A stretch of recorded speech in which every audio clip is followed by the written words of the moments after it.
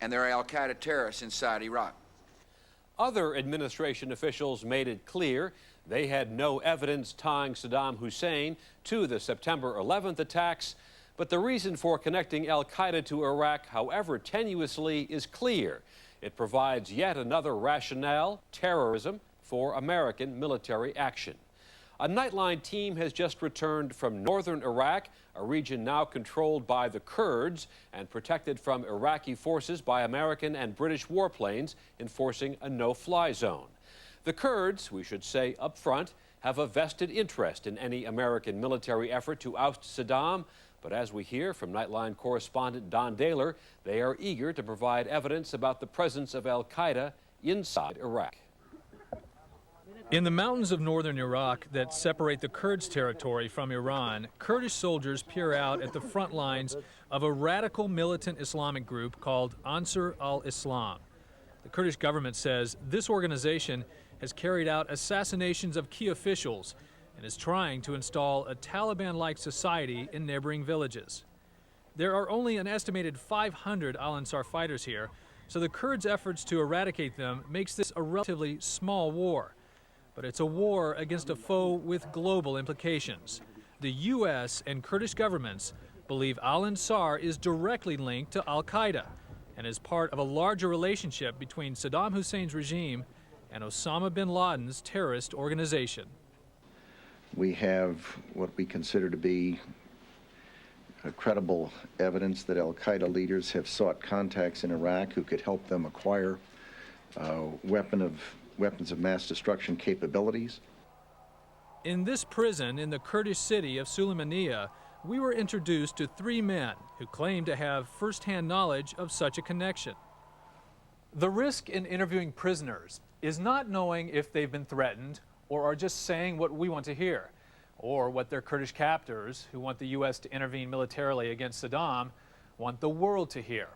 Getting independent confirmation is almost impossible. We interviewed the 3 separately, sometimes in the company of a prison official, and have confirmed with intelligence experts that the methods they describe are consistent with what is known about how al-Qaeda operates. The first, who asked that we not identify him out of fear of retribution against his family, was a member of Ansar al-Islam when he was captured. Why have you agreed to be interviewed by us? I want to tell the truth, to serve my people. I was wrong working for those called Ansar al-Islam. What they are doing is not serving my people, and is totally against the interest of the Kurdish people. Ansar al-Islam uses violence to achieve its goals. Last year, they executed these local Kurdish soldiers. Is Ansar al-Islam at all associated with al-Qaeda? Ansar al-Islam is another al-Qaeda base in Kurdistan to apply Taliban and al-Qaeda principles and ideology in Kurdistan. Definitely, they have the same principles and goals which Taliban and al-Qaeda have. They are small in size, and they are not able to act against America as effectively as al-Qaeda and Taliban did. For the fleeing Taliban and al-Qaeda fighters, if they fail to get back into Afghanistan, they will try to get to our al-Ansar base in Iraqi Kurdistan. So there are al-Qaeda with al-Ansar right now? Yes. How many would you say? There are about 80 from al-Qaeda.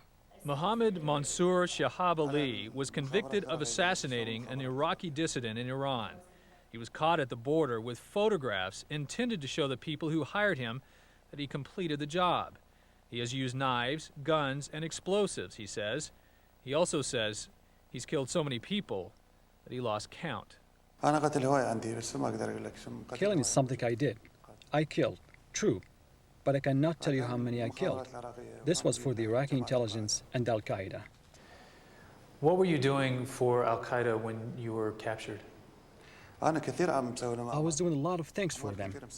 There were arms I sold them, 1,500 Kalashnikovs, killings for them, and other dangerous arms sales for the al-Qaeda. I sold them drugs.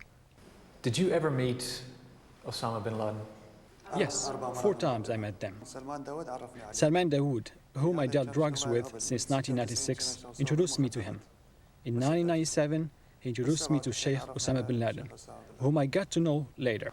What kind of dangerous weapons did you take from Iraq? Well, the dangerous ones, 400 RPGs and 300 grenades from Iraq, and machines for refrigeration, but I don't know their content. So these machines used in refrigerators, you think might have contained something other than what they normally would have inside them? They have things in them. I have a friend who works in the intelligence, Salman Dawood, and he told me you will get $10,000 for each machine to transport them safely to Iran, from Iraq to Iran, and from Iran they went on to Afghanistan.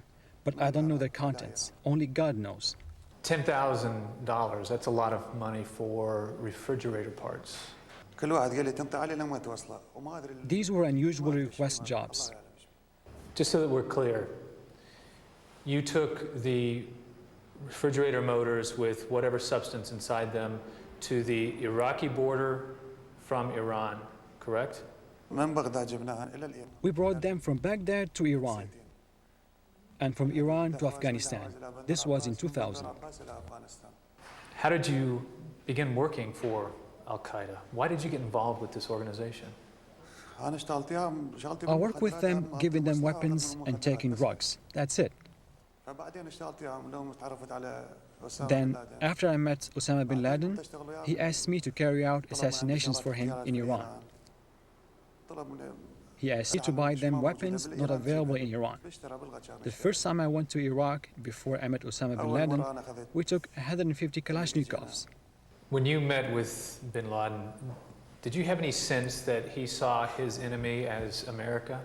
He says wherever there is an American or a foreigner present in Iraq or outside Iraq or in Kuwait, we're against them, against the Americans, the British, or the foreigners who are present in the Gulf.